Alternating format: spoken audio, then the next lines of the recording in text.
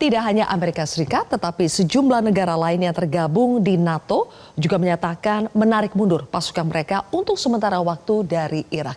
Di antaranya selain Amerika Serikat ada Jerman, Italia, Spanyol, Polandia, sampai Kroasia. Nah sekarang kita akan membahas apa sebetulnya faktor utama yang membuat pasukan militer Amerika Serikat serta negara-negara NATO tadi sampai angkat kaki dari Irak. Kami akan membahasnya lebih jauh bersama dengan pakar strategi Perhimpunan Purnawirawan Angkatan Udara, alumni US Air War College, serta mantan penerbang jet tempur F-5 Tiger dan F-16 TNI Angkatan Udara. Ada Marsma TNI Purnawirawan Agung Sasongko Jati. Selamat malam Pak Agung. Selamat malam. Baik, Pak Agung, Amerika Serikat, NATO sampai minta gencatan senjata ke poros perlawanan Islam di Irak tadi supaya bisa memindahkan pasukan mereka dari pangkal militer di Irak. Menurut Anda apa faktor utama yang membuat mereka sampai angkat kaki? Ya, karena mereka beranggapan bahwa pasukan koalisi ini adalah pasukan yang menjajah lah sebetulnya, atau pendudukan yang dengan alasan melawan ISIS dan sebagainya tetap menduduki pangkalan-pangkalan dan sebetulnya digunakan untuk melakukan tindakan subversif ataupun kegiatan lain untuk kepentingan mereka. Jadi sebetulnya antara Washington dan Baghdad ini sudah ada pasca penarikan pasukan Amerika dan NATO dari pangkalan-pangkalan strategis seperti Al-Udeid, Camp Victoria di Baghdad, itu kira-kira sampai berangsur sampai akhir 2026. Namun politisi Baghdad dan juga para pejuang ini yang sebetulnya di belakangnya ada Iran, ini minta agar segera dipercepat. Di poros perlawanan di Irak ini sebetulnya adalah dikoordinir dengan Al-Quds dari Iran. Ya.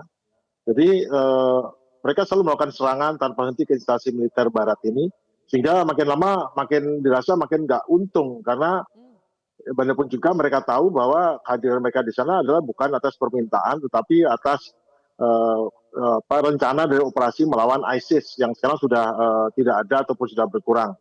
Nah, karena kita ketahui juga ISIS sebetulnya kan juga adalah lahirnya juga adalah dipromosikan oleh beberapa pihak tertentu untuk memang mengacaukan di Timur Tengah. Jadi kalau kita bicara soal minta waktu angkat kaki selama 24 jam, ya memang orang-orang ini hanya menghitung kalau cost of survival, biaya untuk mempertahankan nyawa asetnya sudah melampaui manfaat strategisnya. Makanya pangkalan mereka di Irak yang dulunya adalah instrumen power projection Amerika, sekarang berubah menjadi sitting duck atau sasaran tembak statis.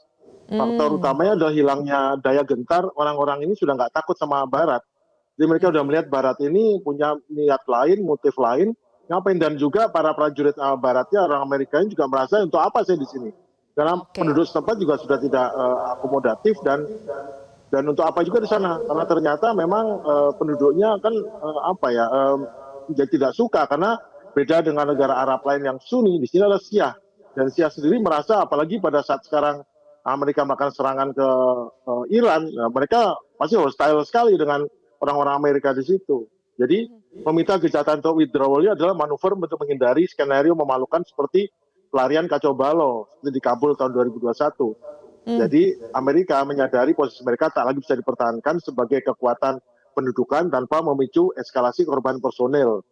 Jadi pasukan mereka ini sudah selalu diserang dengan presisi, dengan drone sekarang yang presisi. Baik. Sehingga pilihan mundur ini adalah pilihan terbaik untuk survival bagi militer mereka untuk mencegah menghadapi korban lebih banyak.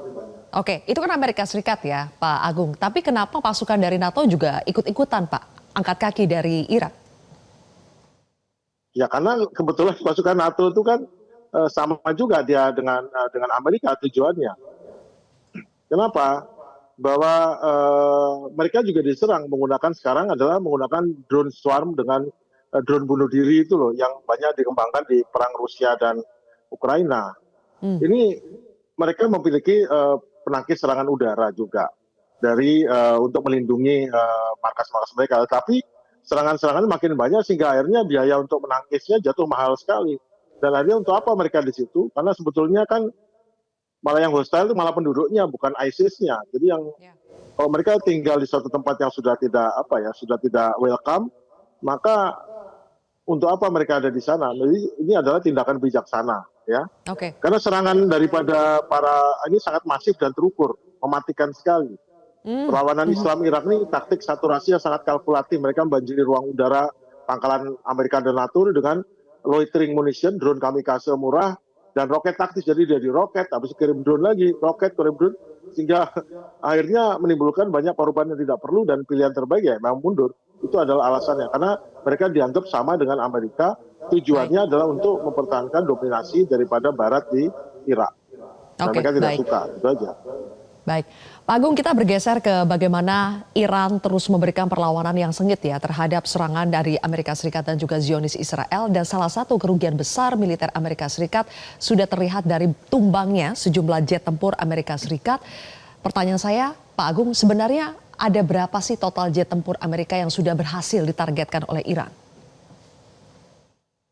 Wah, ini yang terkonfirmasi satu, yaitu tertembak pada saat melakukan serangan ke Natanz. Natanz itu adalah anu nuklir ya, ada pusat untuk pengayaan nuklir di Natanz. Karena mereka tahu bahwa sebetulnya pertahanan udara Iran ini tidak sepenuhnya hancur. Banyak pertahanan udara mobile, yang terbaru S-400-nya yang dari Rusia itu berada di gunung-gunung dan hanya dinyalakan kalau perlu. Jadi mereka dengan nyala hidup. Nah, karena ada itu, maka si pesawat F-35 kemudian stealth, dia memilih untuk masuk melewati celah-celah gunung. Di sana dia ketemu dengan apa? Dia ketemu dengan rudal bersifat drone atau drone yang berbentuk rudal, yang namanya rudal 358. Rudal 358 ini terkenal sangat ampuh, sudah menjatuhkan beberapa sekali drone-drone Male Amerika yang harganya mahal-mahal itu. Dan kali ini dia berhadapan dengan pesawat F-35 Stealth yang masuk ke dalam celah-celah pegunungan seperti dalam film Top Gun itu ya. Ya ketemu ya dihajar ya. Memang nggak tewas ya orangnya, tetapi dengan copang-campingnya pesawat akibat tersobek karena kena pecahan dari proyektilnya. Proyektilnya kan cuma berapa kilogram. Akhirnya dengan susah payah bisa mendarat di Al Dhafra.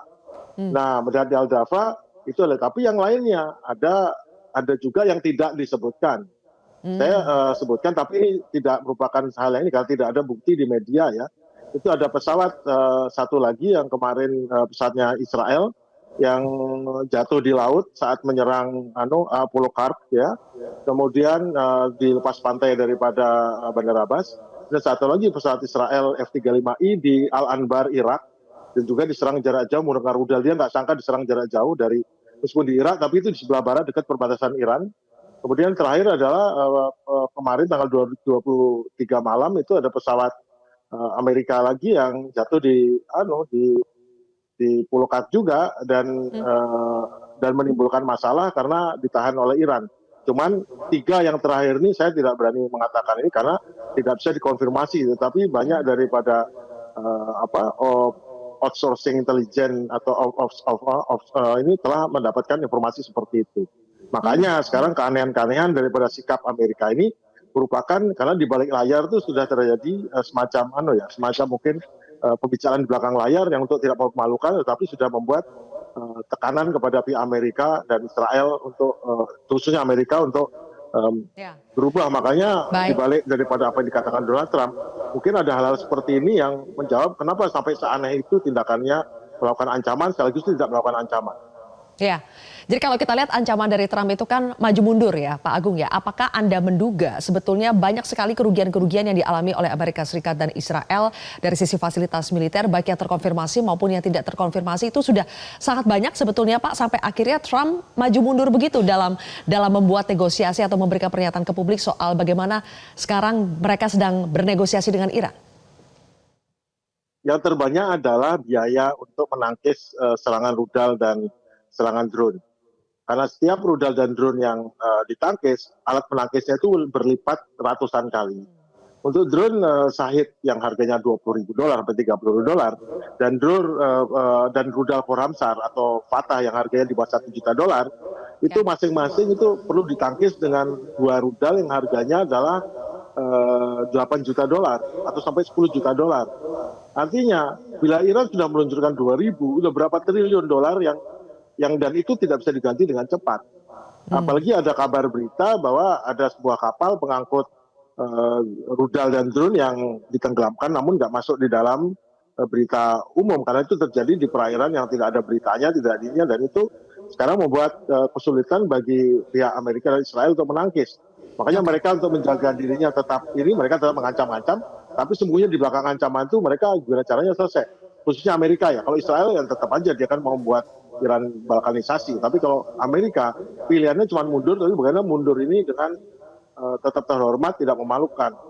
Hanya Mhm. Trump sudah melakukan langkah-langkah mundur dengan masih mengancam. Dan ancaman 48 jam kemarin itu menurut saya adalah ancaman untuk menutupi berita yang memalukan, sesuatu yang memalukan terjadi, agar sampai perhatian lari ke dia, lari ke Mhm. 48 jam, jangan lari ke bidang lain. Itu yang Ya, menjadi apa? Yang menjadi permainan perang apa, persepsi dan perang informasi yang baik. terjadi dalam perang ini. Pak Agung, terakhir Pak, satu juga yang cukup mencuat berita kemarin adalah soal balasan atas serangan Zionis ke situs nuklir Iran dan terbunuhnya ilmuwan nuklir Iran. Akhirnya kan Iran menghantam kota Arad dan juga Dimona yang juga merupakan tempat bermukimnya ilmuwan-ilmuwan nuklir Zionis. Menurut Anda seberapa signifikan kehancuran di Dimona dan Arad ini?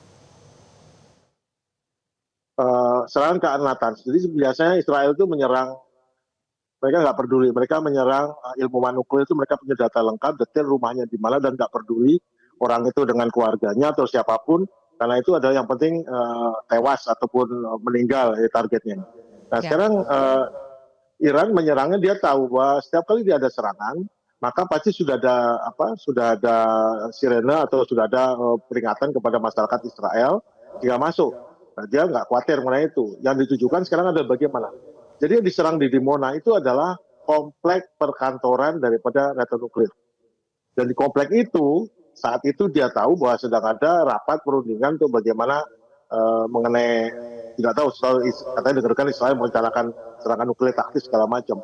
Yang diserang adalah pusat perkantorannya, tapi perkantoran ini terletak di tengah perumahan, perumahan Hmm. daripada ini. Yang selama ini orang beranggapan yang diserang pasti reaktor nuklirnya. Tapi Iran secara cerdik menyerang di sini karena di reaktor nuklir kan nggak ada senjata nuklir, perumahan ini. Dan di sisi lain Arad, Arad itu adalah perumahan biasa komplek militer, tapi di bawahnya terdapat apa namanya, pusat operasi cadangan, sehingga banyak daripada tentara-tentara yang beroperasi tadinya di pangkalan udara apa Nevatim di dekat situ berpindah ke situ sehingga merasa lebih aman, tetapi Hmm. tidak aman juga. Makanya serangan dilakukan dengan presisi terhadap Arad dan terhadap perumahan komplek di Mona yang sekarang Hmm. sebetulnya katanya korbannya banyak sekali sebetulnya. Hmm. Ada yang menyampaikan sampai di atas 1.000. Cuman kan Israel sangat ketat ya, blackout media seperti itu. Tetapi saya percaya mungkin tidak mungkin korbannya sedikit karena sebagian daripada serangan itu oleh Iran berhasil di cyber attack untuk alarmnya. Jadi bukan radarnya yang seperti alarm, sehingga alarm itu terlambat 1 menit. Nah dengan terlambat 1 menit itu membuat orang terlambat masuk rumah atau membuat terlambat untuk memperingatkan. Akhirnya ya rudalnya bisa masuk dan Oke. masuknya ya sangat tinggi. Saya dengar kan orang bilang, wah sekarang rudalnya sedikit. Ya sedikit, tapi rudal sedikit, rudal yang lebih gede dan mematikan.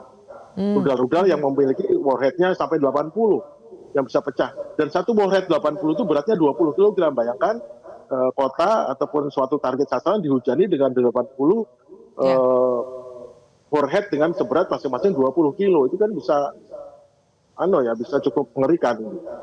Mhm. Jadi diperkirakan jumlah korban jiwa di Dimona akibat serangan Iran itu sampai mencapai ribuan orang ya Pak. Tapi kalau dibandingkan Pak Agung, ini kan sama-sama Zionis Israel menargetkan permukiman yang di mana ilmuwan-ilmuwan nuklir Iran bertempat tinggal di situ.